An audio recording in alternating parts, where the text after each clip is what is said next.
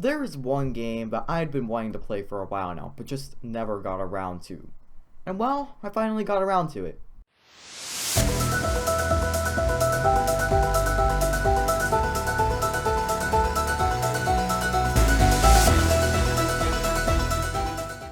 I honestly don't know why I waited so long to play Celeste, but I am glad that I finally got around to it. Celeste is a great game with an interesting allegory, and I would recommend it to anyone who has an interest in 2D platformers.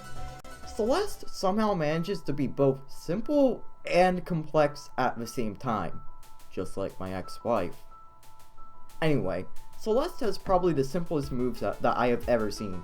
You literally just have a jump, dash, and wall climb. Literally anyone except for games journalists, that is, can understand the basic moveset.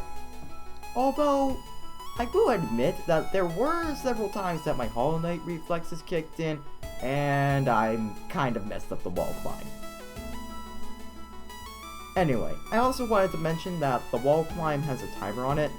I cannot tell you how many times that has screwed me over, but that's really the only complaint I have about this simple movement system. However, the complex elements of Celeste come from the interesting mechanics used to spice up platforming.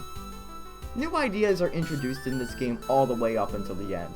You can count on each level bringing in something new to keep things fresh. Most of these mechanics are simple by themselves, but when they are combined with other mechanics, it can be used to create complex scenarios. For example, there are these black boxes you can dash through to get launched out of, and they reset your dash. Now combine it with this fat, stupid, dumb pufferfish that explodes and can be pushed down. What you get is an interesting and difficult scenario where you need to string together bouncing on the fish with multiple dashes. With these unique scenarios, Celeste can be a very difficult game. But a great part about this game is that you can get off whenever you want, and it will save exactly where you were at when you left. Although, I have started to notice a pattern with the games I like when it comes to difficulty. Not only is Celeste difficult, but it also has bonus content in it for those who want more. The main collectible of this game is the strawberries, which you get for doing small platforming challenges. Although, their only reward is really bragging rights.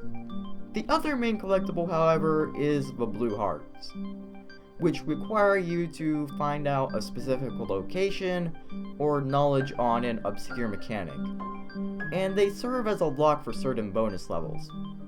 Although, you don't need a blue heart to complete the B-sides, which are more difficult versions of the levels. B-sides can be found in their own special rooms and require you to get past a short platforming section with these weird pink and blue blocks. The other levels that do require the blue hearts are the Mountain's Core and Farewell. These bonus levels are both rather interesting and have unique gimmicks to them. In the Mountain's Core, your dash doesn't naturally come back, and you have to use the recharge crystals. It also uses these switches that changes the level from Flaming Hot Cheetos to Snow World. These gimmicks were pretty interesting, and it shows how much that naturally recharging dash actually changes.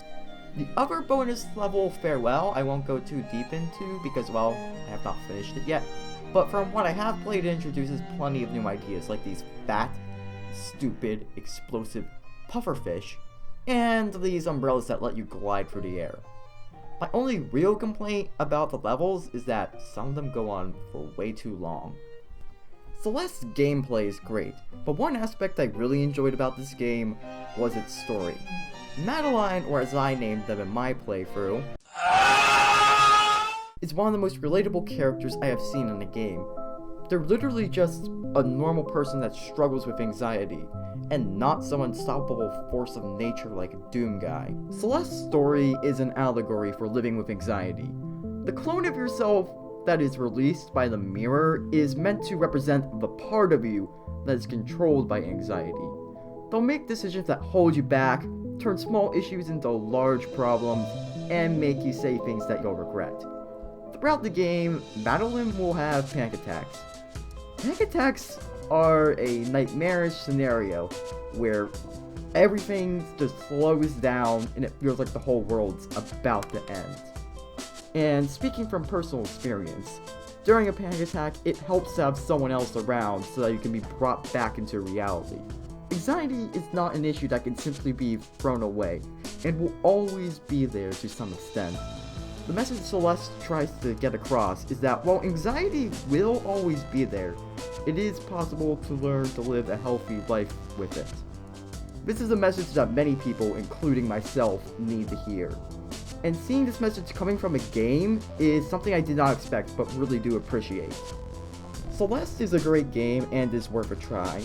It does so many things well with its simple and somehow complex gameplay, while still sharing a message that many people definitely need to hear. Celeste is a game I could see myself playing through again multiple times, and potentially becoming one of my favorites.